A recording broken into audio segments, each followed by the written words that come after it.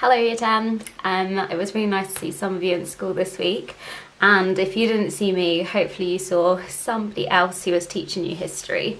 So I realised that your lessons feel a little bit all over the place. For you guys, I do not set you work on a Monday week 2.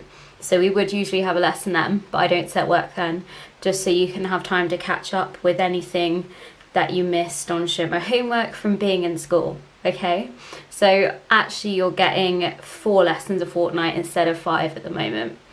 Now, what I'm going to talk about today and what I've set you on Show My Homework is what you might have started to discuss at school. Okay, so hopefully you will have been taught how to do the 16-mark question, or well, reminded on how to do that by either me, Miss Claydon, Miss Singleton or Mrs Thomas. And also, hopefully you would have started to discuss the break with Rome.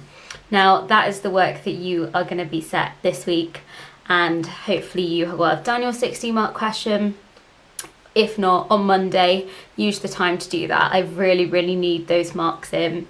If you aren't submitting them, then I won't have enough data on you to potentially use in the future if I have to predict grades and things like that. So please make sure that you're getting that done. That was kind of housekeeping over, I think. So I just thought, in case some of you hadn't been able to go into school for whichever reason, I just thought I would remind you and chat you through the break with Rome, which is the work that I've set for you today and which you can complete on Monday if you need to catch up. So basically, I think it's a little bit confusing because we're sort of backtracking in time a little bit, because we got up to the fall of Cromwell.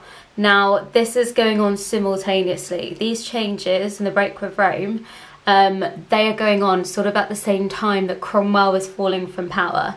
They've even been going on since the days of Henry's first wife, Catherine of Aragon, and really, that's where it all started.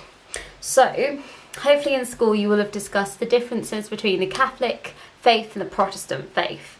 So things like Catholic churches are very fancy, they're full of bright colours, they're full of gold, they worship saints and they worship statues.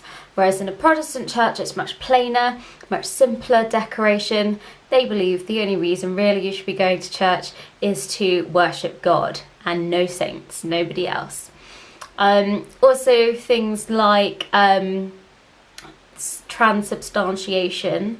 In the Catholic Church, that means that when you go for Holy Communion, so you have a little sip of wine and a little wafer biscuit, you believe that that is the body and blood of Christ. You believe that it transforms into the real body and blood of Christ. That's what they believe in the Catholic religion. Whereas in Protestant religion, they believe that it just represents the body and blood of Christ. Okay, so little differences, and these differences build up and they fall out, basically.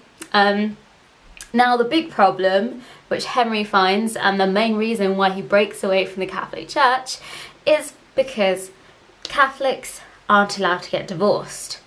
So, as we know, Henry wants his divorce from Catherine of Aragon because she has not managed to give him a son. She's given him one daughter, who is Mary I. So this is where this all starts from, really. What I think is misleading is that if you think he's breaking away from the Catholic Church, he's breaking from Rome for the Pope, you would think that he hates Catholics. He doesn't. He's a Catholic himself. He was brought up Catholic. He even wrote a book saying how great Catholics were, and the Pope liked it so much he gave him a title. He gave Henry the title Defender of the Faith. So Henry's so Catholic. However, there's just a minor flaw in that Catholics don't allow divorce, and Henry wants a divorce.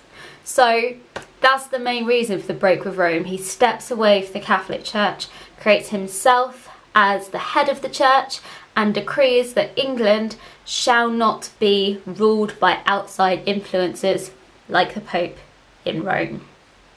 So that's where this whole thing starts. And later on, when it gets more extreme, they shut down the monasteries, they get rid of lots of colour and gold and things like that in the Catholic churches. If you go to a very old church today, you might even still see some signs of damage from that. And there are very, very few monasteries in the country because Henry VIII destroyed them all and took all their land due to this break with Rome, break with the Catholic Church. I think Reigate Priory actually used to be a monastery, and it's like the remains of it now. So that's some interesting local history for you as well.